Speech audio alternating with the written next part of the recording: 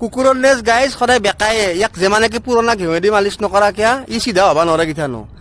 পাণ চুপাৰি গুটখা ময়ো খাওঁ, কিন্তু এনেকুৱা ৰাজহুৱা স্থানততো আৰু পিকাই নুফুৰোঁ।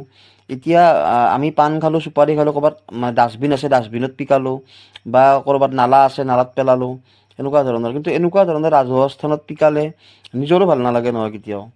এইখন চাওকচোন আপুনি কেনেকুৱা অৱস্থা কৰি দিছে, এই নতুনকৈ বনোৱা ব্ৰিজ এখন। 1.2 কিলোমিটাৰ দৈৰ্ঘ্যৰ এই কুমাৰ ভাস্কৰ বৰ্মা সেতুখনত যিখিনি পইচা ইনভেষ্ট কৰা গৈছে সেইখিনি পইচা আচলতে চৰকাৰৰ নহয়, সেইখিনি পইচা আচলতে আপোনালোকৰ আৰু মোৰহে। কাৰণ কিয়, আমি ৰাতিপুৱাৰ পৰা বেজীটোৰ পৰা দালিলৈ যিখিনি বস্তু কিনো তাৰ পৰা আমি চেল টেক্স চৰকাৰক দি আছোঁ, ইনকাম টেক্স আমি চৰকাৰক দি আছোঁ। গতিকে এইখন দলং লেতেৰা কৰি ৰখা মানে মোৰ নিজৰ ঘৰখন লেতেৰা কৰি ৰখাৰ দৰে হয় আচলতে। গতিকে আপোনালোকে এইখন দলং চাফ চিকুণকৈ ৰখাত চেষ্টা কৰক। বেলেগ নাই গাইজ, একদম হেভি এমাউণ্টৰ ফাইন কৰিব লাগে, 10,000 20,000 এনেকুৱা ধৰণৰ ফাইন কৰিব লাগে, যাতে একবাৰ পইচাটো দিয়াৰ পিছত যাতে সিহঁতে গাঁও পুৰপুৰে যায়। আৰু CC কেমেৰাৰ ব্যৱস্থা কৰিব লাগে।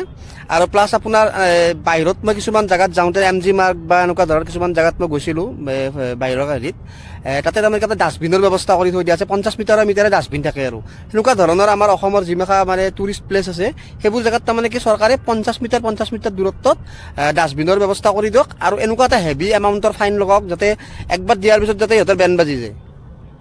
আপোনালোকক মই মোটামুটি 6 মাহমান আগতে এটা ভিডিঅ' দিছিলোঁ। মই দুৱাৰাকা যাওঁতে তাতে সুদামা সেতু বুলি এখন সাগৰৰ ওপৰত ব্ৰিজ আছিল, য'ত দুৱাৰাকা ধীশ মন্দিৰটোৰ ওচৰলৈ যাব পাৰি। আৰু গতিকে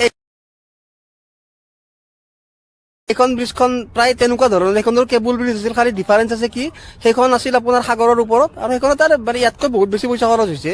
সেইখন বহুত হেভি ব্ৰিজ হয়। আৰু অসমৰ এইখনো তাৰমানে আপোনাৰ প্ৰথম কেবুল ব্ৰিজ বুলিও ক'ব লাগিব, কুমাৰ ভাস্কৰ বৰ্মা সেতু।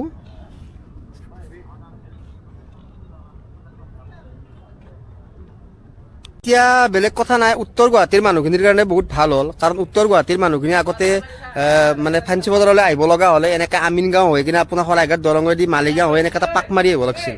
এতিয়া আপোনাৰ উত্তৰ গুৱাহাটীৰ মানুহখিনিয়ে ফেঞ্চি বজাৰলৈ আপোনাৰ বৰ বেছি 10 মিনিটত আপোনাৰ মানে ইপাৰ সিপাৰ হৈ যাব। আৰু ধৰক কিছুমান মানুহে ধৰক আগতে নাৱেদিও পাৰ হৈছিল, মানে আৰু নাৱেদি ধৰা বহুত অলপমান মানে ৰিক্সো থাকে। এতিয়া মানুহখিনিৰ তাৰমানে কোনো প্ৰব্লেম নাই আৰু।